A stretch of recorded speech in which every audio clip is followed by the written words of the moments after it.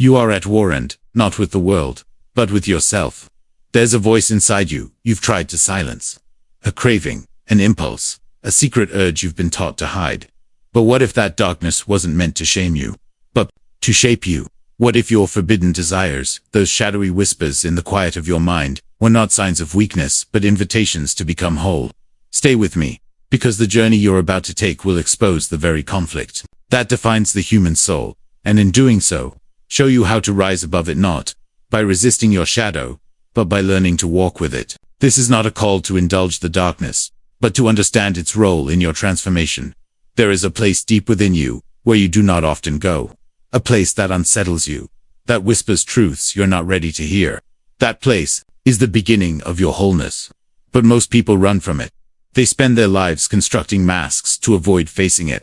Yet what is avoided does not vanish, it waits. The desires you label as dark, as shameful, as unworthy of being acknowledged, they are not accidents of your nature. They are parts of your psychic landscape that were repressed, often in childhood, because they did not fit the image the world demanded of you. You learned early on what was acceptable. You learned which emotions brought love and which ones brought rejection, and in that process, you began to bury parts of yourself alive. The desire for dominance, the thrill of rebellion, the curiosity toward the forbidden things are not foreign bodies implanted into your psyche by error.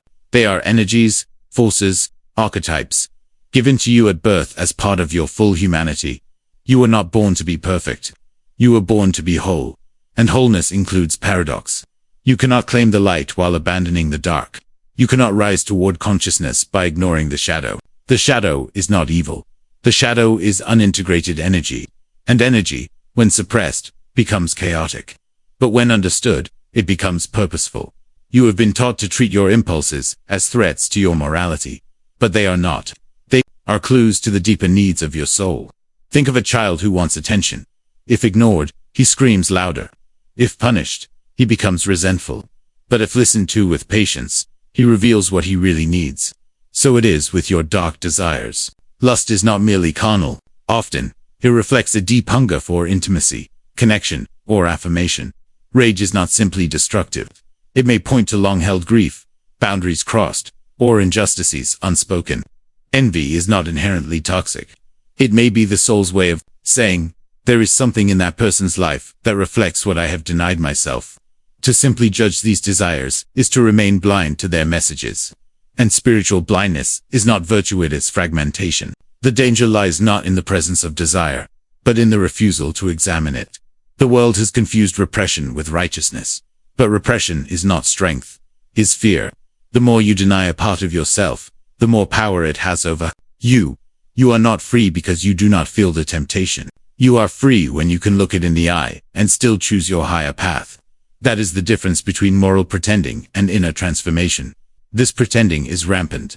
It exists in families, in institutions, in religious systems, in communities that equate discipline with denial and virtue with suppression. But discipline without awareness breeds hypocrisy. You've seen it, those who proclaim righteousness while secretly consumed by their hidden desires. They smile on the surface, but tremble underneath, terrified that their shadow will break through, and eventually, it does. Not in the quiet hours of reflection, but in explosive moments of crisis. Because what is buried returns, not in the same form, but in symbols, symptoms, and self-destruction. You must understand, repression is not resolution. If you suppress your desires without understanding them, you are not purified. You are merely fragmented. And a fragmented soul cannot carry truth. You must be willing to descend into the depths of your own being, into the places that scare you, that offend you, that challenge your image of yourself. You must ask, why do I feel this urge? What is it pointing to in me? What pain am I avoiding? What hunger have I silenced? What dream have I betrayed in order to appear good? Because often, your darkest temptations are not a threat to your goodness, they are signs of where you've been silenced. Signs of the parts of you that were never allowed to speak. The man who is constantly seeking control may not be a tyrant. He may be terrified of chaos from childhood trauma. The woman who craves power may not be arrogant. She may have spent her life being invisible. The teenager who rebels may not be immoral. He may be awakening to the realization that society asks him to betray his soul for approval. And so we begin to see that desire, even when dark, is not random. It is meaningful. It is a map. It shows you where your inner conflict lies. It brings to the surface the contradictions that define you. You want to be good, but you also want to be real. You want to be loved, but you also want to be free. You want to be seen, but also protected. These are not problems to be solved, but tensions to be lived with awareness. Only awareness can transform them into strength, but this requires courage. It is easier to demonize desire than to understand it. It is easier to follow rules than to confront your own complexity. But if you truly want to grow, if you want to evolve in soul, and not just in behavior, you must choose the harder path. You must sit with your desire without acting on it, without running from it, and without judging it. Just observe it. Trace it to its origin. Ask it what it wants. Let it speak. When you stop fighting your darkness and start listening to it, you become conscious. And consciousness is the beginning of transformation. To be conscious is to live without illusion. It is to know that you are capable of cruelty, of lust, of greed, and yet choose compassion, integrity, and truth, not because you have to, but because you have seen the alternative and integrated it. You have become aware. That is the essence of maturity, not the absence of desire, but the presence of understanding, not the eradication of impulse, but the integration of self. You are not here to escape the shadow. You are here to illuminate it. But illumination does not come by force. It comes by attention. The moment you give honest attention to your desires, without fear or condemnation, they begin to reveal their true nature. They are not here to destroy you. They are here to refine you, to make you more honest, more humble, more compassionate. Because once you've wrestled with your own darkness, you are far less likely to judge someone else's. You are no longer shocked by sin. You are aware of the war in every soul. And in that awareness, you become a safe place not only for others, but for yourself. There is profound strength in knowing what you are capable of, and still choosing the higher path. The man who has never faced his rage may appear peaceful, but he is fragile. One spark, and he crumbles. But the man who has sat with his rage, who has traced its roots, who has transformed it into resolve and clarity, that man is not fragile. He is grounded. He has seen the storm, and made peace with it. He carries his shadow, not as a burden, but as a companion that keeps him awake. So look again at your dark desires, not with fear, not with shame, but with reverence. They are not proof that you are broken. They are proof that you are alive, that you are still capable of feeling, of longing, of reaching beyond the surface. And it is through those longings, held with awareness, that the soul is stretched, refined, and ultimately liberated. And yet, many resist this inner journey. They seek to ascend without descending. They want to grow without discomfort, but the soul does not work that way. There is no ascent without descent, no transcendence without confrontation. You must pass through the fire to be forged into something unshakable, and the fire is within you. It is your desire, not yet understood, not yet transformed, but waiting patiently until you are ready to listen. And when you listen, everything changes. You begin to see life differently. You realize that temptation is not always a call to fall, but sometimes a call to wake up. That the forbidden fruit is not just a test, but a lesson. That what you crave may not be the thing itself, but what it symbolizes: connection, freedom, affirmation, meaning. And once you see that, you are no longer at the mercy of your desires. You become their master, not by control, but by understanding. There is a wisdom that comes only through walking through the valley of your own contradictions. It is not taught, it is not inherited, it is earned. Through honesty, through self-inquiry, through the courage to ask hard questions and sit with uncomfortable answers. You are not born to live in fragments. You were born to be whole, and wholeness means accepting what you once rejected. It means embracing your complexity without collapsing into it. It means allowing your humanity to be seen in full color, not just in the polished parts, but in the raw ones, the aching ones, the ones still in process. And if you can do this, if you can turn toward your dark desires with eyes wide open, you will discover something astonishing. You will discover that your shadow is not a curse. It is a guide, a mirror, a key. And with that key, you can unlock not only the deeper truths of your own soul, but the capacity to live, to love, and to lead with authenticity.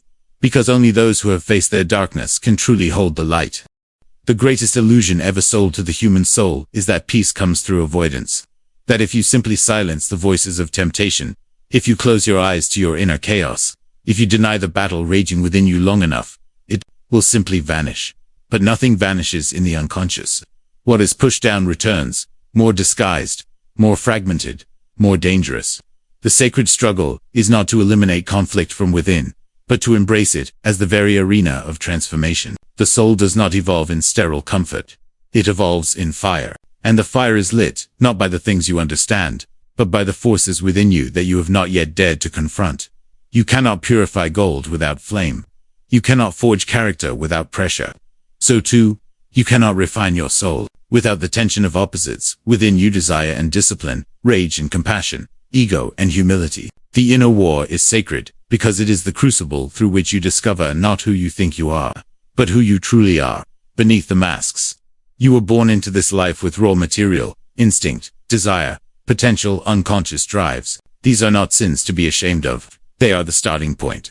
To refine the soul is not to cast out the raw material, it is to sculpt it into form, to shape it with awareness, to temper it with courage.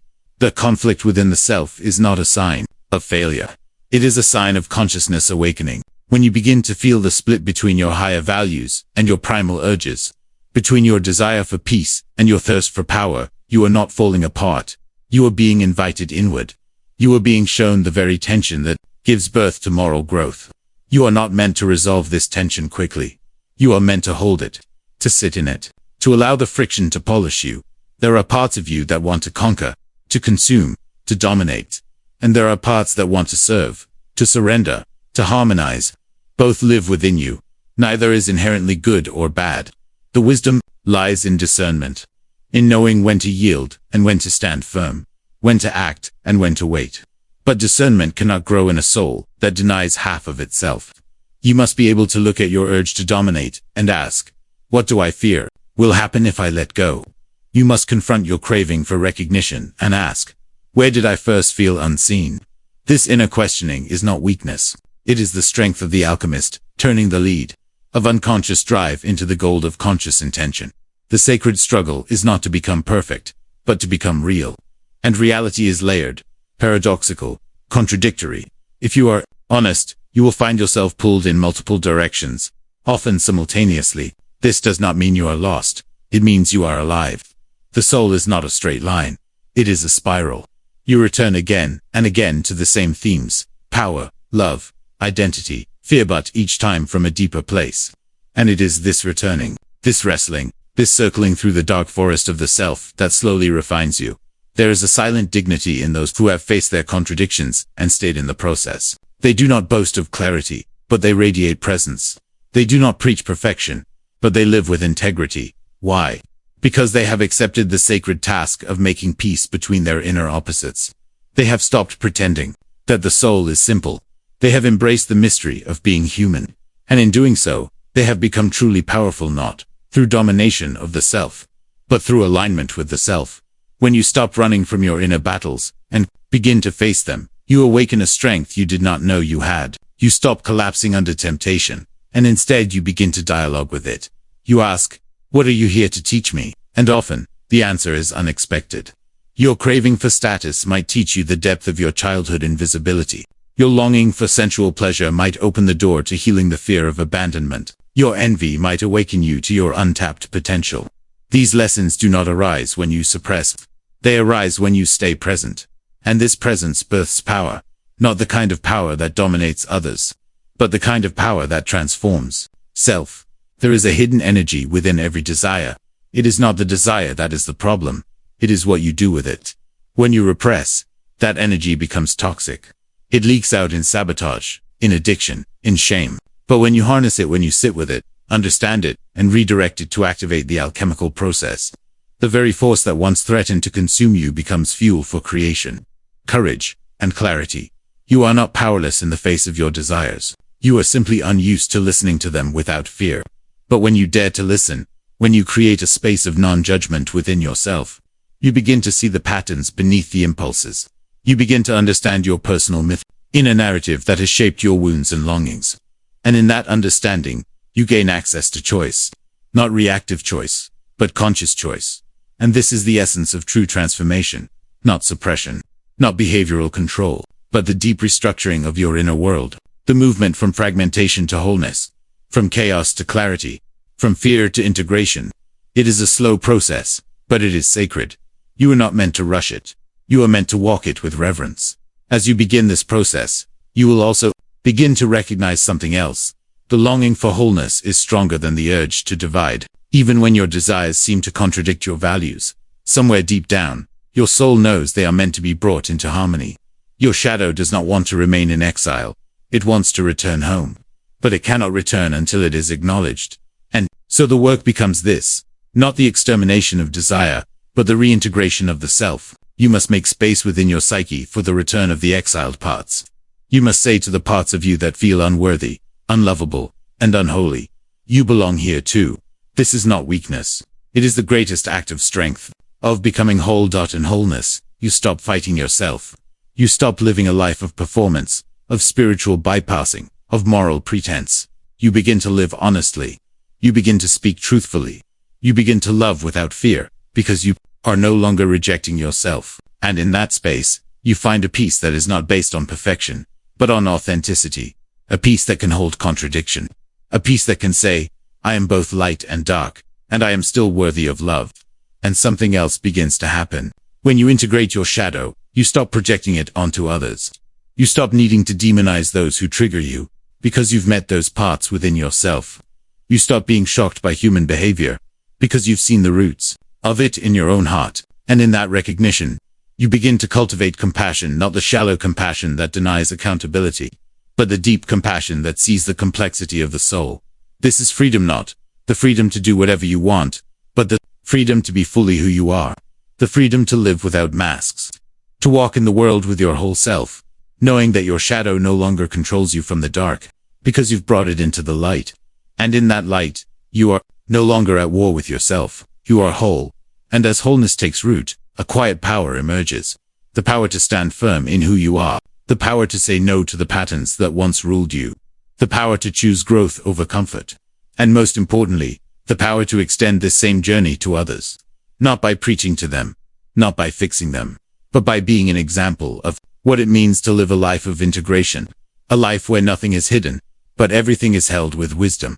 This is the path you are being called to walk. It is not a path for the faint of heart. It is not paved with certainty or ease. It is paved with truth. And truth demands everything. But in giving everything, you receive more than you ever imagined.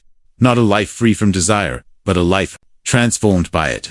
Not a soul without conflict, but a soul made strong by the struggle. Because when the war within you becomes a conversation, and the fire within you becomes a forge, you do not just survive. You rise. And not as someone who has conquered their humanity, but as someone who has finally embraced it.